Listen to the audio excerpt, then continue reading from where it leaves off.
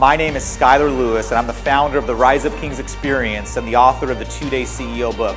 I'm about to take you behind the scenes of one of the world's most intense experiential events, and I'm going to share with you my life and the transformation that has happened in many men's lives. It's going to be a fun journey, it's going to be wild. I'm going to share my failures, my successes, and I'm going to share my life lessons. It's time to rise up.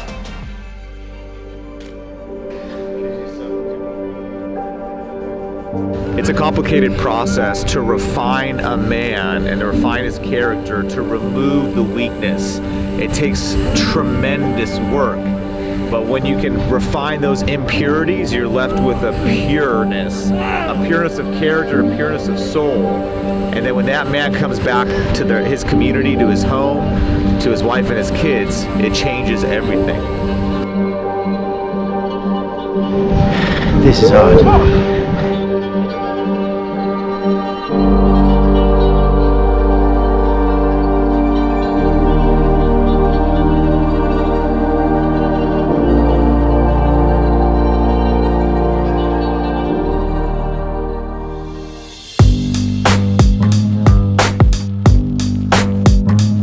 Just because we're here to serve does not mean that we care about your feelings. They tell you to sleep in. They tell you to shut down when you and your wife are arguing. They tell you to give up when you're in pain. Your feelings are BS. They lie to you.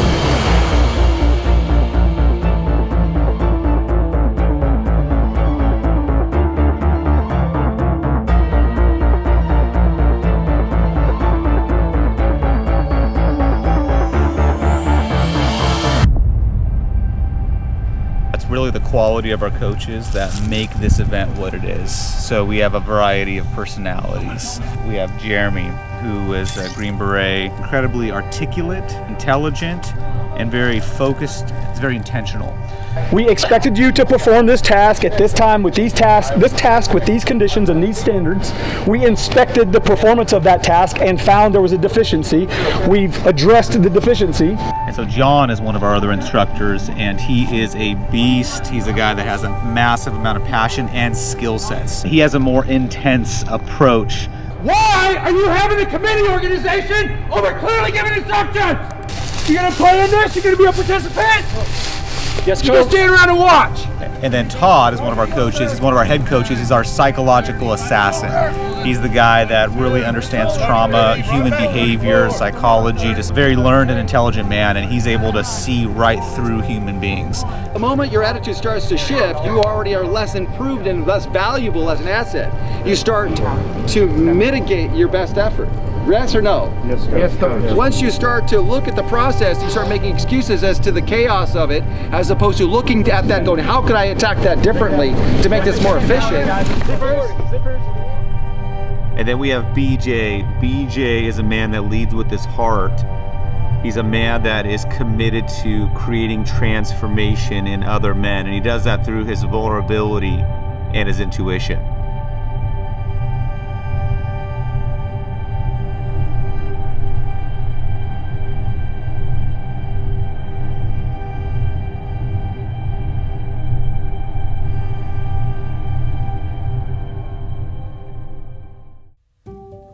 We just had 2 guys that didn't show up on day 2, the morning of day 2, and man, it's so disappointing. It's our intention to push guys physically, emotionally, spiritually, and mentally, right to their limits so they can see what they're capable of. And some people, right, just aren't willing to go there because our goal, our intention, we want to have 100% start, 100% of the guys finish. There's some macho programs and events that are all about, right, hey, how many guys can we get to quit?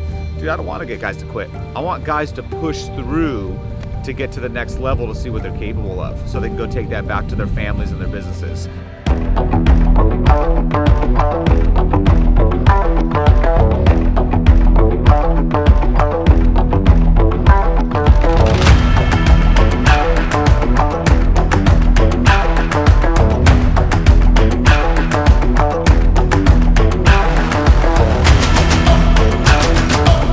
One of the important things that we teach here is that feedback is quantitative, not qualitative. But so often we get in this habit of saying, oh, you did a good job, or you did a great job, or this was a wonderful experience here. And so we create a scenario where the men have an opportunity to give their leader feedback. Right, so then when we say things like wonderful or great, compared to what? And when feedback happens, it happens inside of an agreement. It's quantitatively driven.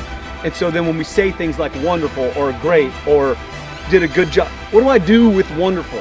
And we guide and talk them through a more productive way to deliver feedback so that we have ears to hear and eyes to see what's really happening in our organizations, in our families, and we can both give feedback that can be heard, and we can both receive feedback from those people that are important in our lives.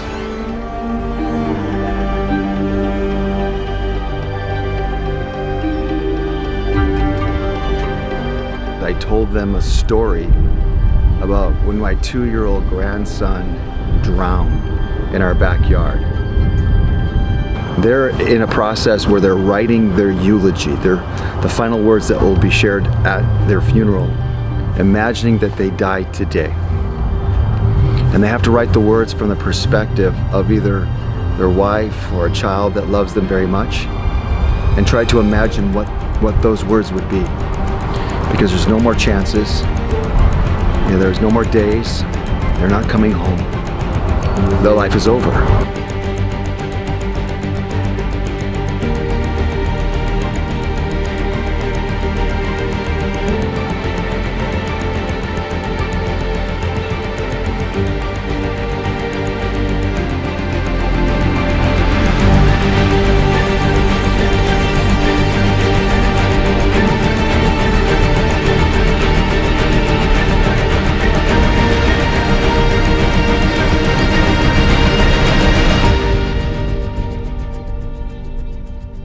So these men are out here on the beach and they are giving everything they have. They're leaving it all on the field, all on the beach. They're tapping into a side of themselves that they've maybe never had to tap into. And what this represents is it represents how they're gonna show up when they go home. Right, when they're tired after a long day of work, do they go sit on the couch and have a beer? Or do they go on the floor and play Legos with their kids? This represents them doing the hard thing day after day after day, and our coaches are here to support them on that journey, including myself. Like, we want to see these guys thrive and create incredible results in their life, but they have to get rid of the weak man. They have to get rid of the man that's lazy. They have to get rid of the man that hides. And this is one of the final experiences that helps facilitate that process. It's a complicated process to refine a man and to refine his character, to remove the weakness. It takes tremendous work. But when you can refine those impurities, you're left with a pureness of character, a pureness of soul. And then when that man comes back to his community, to his home, to his wife and his kids, it changes everything.